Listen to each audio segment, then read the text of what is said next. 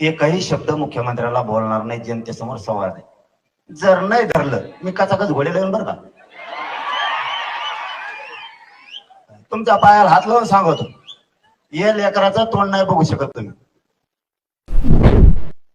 आणखीन एक सल्ला, धाडशीपणा हे आणखीन हल्ले करू शकते. आता वाट बघायची. कुणी आपल्यावर हल्ला केला की उत्तर जशाला तसं जाता इथून पुढे सुट्टी नाही. आता जशाला तस, आता जशाला तसं. हे किती दिवस धरत्यात बघू, पकडी देत का नाहीत बघू. अरे आपण मराठे पाणीच पाजायचं, यांना सोडायचं नाही. आता यांना आता पाणी पाजायचं. आणि एकदा यावेळेस पठ्ठ्या बोलतो ना, करीत असतो. तुम्हाला माहिती आहे मग आपला काका कसं आहे, जे बोलतो ना मग ते आपण करत असतो. आणि आज जबाबदारी तुमच्या खांद्यावर दिली म्हणून मी बोललो नाही. आज जोडून सांगतो तुम्हाला सगळ्या, मुख्यमंत्र्याकडे जा, त्यांना सांगा हे उचलून टाका. कोण कोण येत ना हे धरा. हे सापडणं काय मोठी गोष्ट नाही. एकही शब्द मुख्यमंत्र्याला बोलणार नाही जनतेसमोर संवाद आहे. जर नाही धरलं मी कचाकच घोडे लावून बरं का. तुमच्या पायाला हात लावून सांगतो, ये लेकराचं तोंड नाही बघू शकत तुम्ही.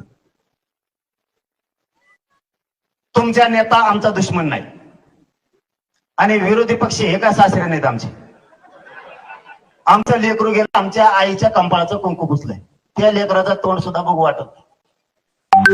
कोणताही मराठ्याचा नेता, ओबीसीचा नेता जर मराठ्यांच्या बाजूने उठला तर मराठ्यांनी त्याचे पाठराखण करून संरक्षण करून त्याच्या पाठीशी खंबीर उभा राहायचे. उपकार विसरायचे नाही. पण पुढच्या काळात सावध राहा. आरोपी सापडणं काय लय मोठी गोष्ट नाही. अरे आमची तर अशी फजिती गेली, आमचे फुलं टाकणारे लोकांवर सुद्धा गुन्हे दाखल केले. आमचा एक पोरग मुंबईत 8 महिने होत, काय केलं तर कमेंट टाकली. कमेंट बोलला असेल काही, आणि तुम्हाला खून केलेले आरोपी सापडत नाही. ही किती मोठी गोष्ट, ही किती मोठी गोष्ट आहे.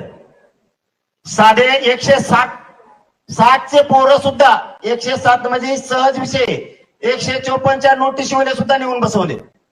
तुम्हाला आरोपी सापडत नाही. सरकार आलंय, सरकार गोरगरिबाला न्याय देणार का नाही. संतोष भायाचा हत्या झाली, परभणीचं प्रकरण झालं, राजगुरुनगरला झालंय, त्याच्यानंतर उरणमध्ये झालंय, काल धाराशिव मध्ये झालंय, आंबड मध्ये एका मुलीला फाशी घ्यावा लागली. तरीही ते रॅकेट पकडलं जात नाहीये. परवा रात्री पुन्हा एका मुलीला छेडछाड करून तिथं त्या आरोपीला जाऊन सांगितलं, मला सत्तेचं पाठबळ आहे, मला कोणी अटक करू शकत नाही, मी या पोरीला घरात घुसून उचलून नेणार, असा आरोपी म्हणतोय. मग जर हे मुख्यमंत्र्यांच्या हातात सत्ता येऊन, अधिकार येऊन जर मराठ्यांना न्याय मिळत नसला आणि तुम्ही जातीयवादी मंत्री जर पोचणार असलात तर आम्हाला धनुके हातात घ्यावा लागणार आहे.